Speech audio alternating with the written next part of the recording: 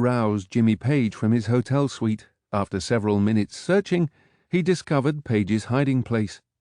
Jimmy was so skinny, he was passed out inside the bolster at the end of the bed. This was Northover's second Zeppelin tour. No matter how many times he told everyone he was a physicist and not a pharmacist, they ignored it. One night, Page was writing a letter and mistakenly emptied his fountain pen into a $1,000 stash of cocaine. His ink pot and stash had been next to each other on his desk. The best I could do was empty the mess onto a plastic lid and leave it to dry on a hotel radiator, says Northover. For the next few days, it was easy to tell which girls and gophers had been in Jimmy's suite by a telltale trickle of blue mucus around their nostrils. There were late-running shows and there were poor shows, but there were plenty of times when the energy coming from the stage was almost tangible. Led Zeppelin still thrilled the audience, and their manager still knew how to play the charming host. Grant's connections led to an invitation to the Russian embassy in Washington. Peter returned the compliment and invited his hosts to the show in neighboring Landover, Maryland. They watched from the side of the stage and declared Led Zeppelin was better than the Rolling Stones. Business cards and numbers were exchanged, and Grant envisaged Zeppelin laying waste to the USSR. Events later on the tour derailed those plans, and as Grant observed, Elton John went there first. The tour's first run ended at Detroit's Pontiac Silverdome in front of a record-breaking 76,000-strong crowd. The day before the show, Neil Preston fell foul of Grant. It was an experience he's unlikely to forget. "We kidnapped Robert Plant," he explains, the "we" being Neil, Janine Safer, and Atlantic's marketing manager Danny Marcus. "We had some time off before the Silverdome gig, and I told Robert that Little Feat was having a press party in Detroit. Robert loved Little Feat, and we were going to the city anyway, so we went a day earlier." Preston had forgotten to tell Grant, though. When the band turned up in Detroit the next day, I received an urgent call from Richard. He said, "G needs to see you. I don't care if you're taking a shit, pull your fucking pants up and get here now."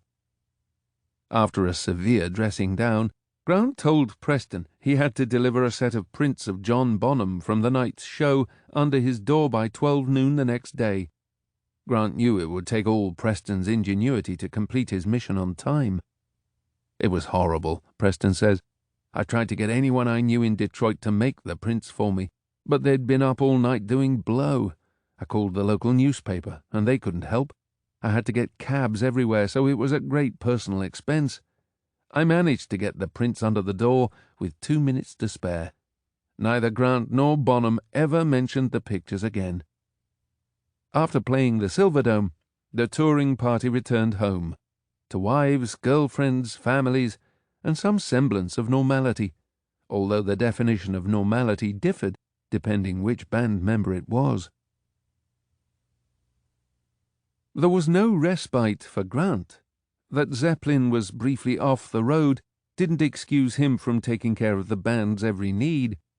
On May 19th, he put on his best velvet jacket and joined them at the Ivor Novello Awards in London, where Zeppelin was honoured for its outstanding contribution to British music.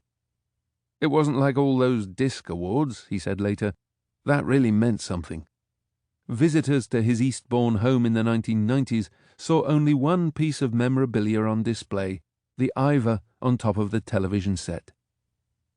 Peter and the band were off the road for a little less than a month before the second leg resumed in Birmingham, Alabama.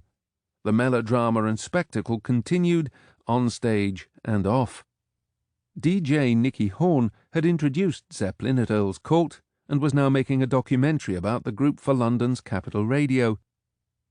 Horn flew to New Orleans to join the tour. A limousine was waiting to take him to the group's hotel on Bourbon Street. "It was late at night, and there was nobody to meet me," he recalls. "I knew Peter was on the floor above mine, so I decided to find him. I got out of the lift on his floor and walked toward the end of the corridor. There was this huge guy sitting on a chair outside the room. I presumed he was Peter's security guard. He was, but he had no intention of letting me go anywhere."